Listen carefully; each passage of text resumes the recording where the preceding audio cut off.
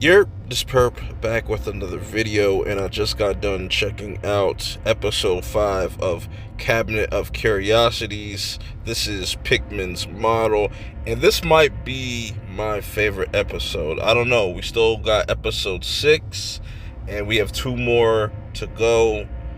But let me know how you guys been feeling about this series so far. So, getting into this story, you got this guy named Will Thurbert. He goes to this university of the arts, and he's pretty much like the top of his class, until this dude Richard Pickman comes in. And this guy looks old, but he's pretty much the same age, or there's something up about his character that's just off rip. Just he almost commands your attention, and he definitely gets Will Thurbert's attention because they kind of introduced this whole thing there's this competition. All these different artists have to compete to submit a piece of art to see who gets placed in this big gallery, blah blah blah.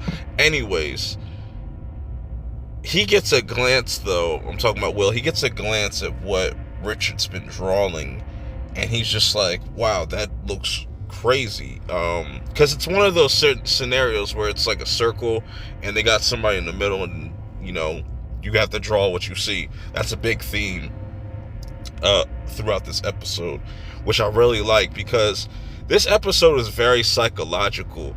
You know what I'm saying? It's very slow paced. It's definitely the longest out of the 5 episodes that are out so far that has the longest runtime. And I don't think any runtime was wasted in this episode, in my personal opinion. It might not be for you, but I really enjoyed this episode. So as Will starts to kind of get closer and closer to Pickman, he starts to kind of see things that aren't there, that start to affect him in his life. And that's why I was talking about the psychological aspect to this story, because only he can see what's going on, and it's affecting his relationship with the girl that he likes, that he ends up marrying and has a kid with, because they do kind of 2 time skips, because it starts out in 1909 first, where you get introduced to all our characters, and then it does this pretty significant time jump to 1926. But you see Pickman start to play a part in his life again and again and again. It seemed like he went away for a while, but then he just popped back up. But it's interesting also seeing how this stuff affects his real life, like his relationship with his girlfriend turned wife, that weird exchange where he was meeting her father for the first time, and that went south, and she pretty much thought that he was drinking, and he's been sober, I guess, for X amount of years, has a kid named James. But what Pickman showed him really stuck with him. That's what the big thing is about this whole entire episode, is whenever he saw that picture back in 1909, that just haunted him. You know what I'm saying?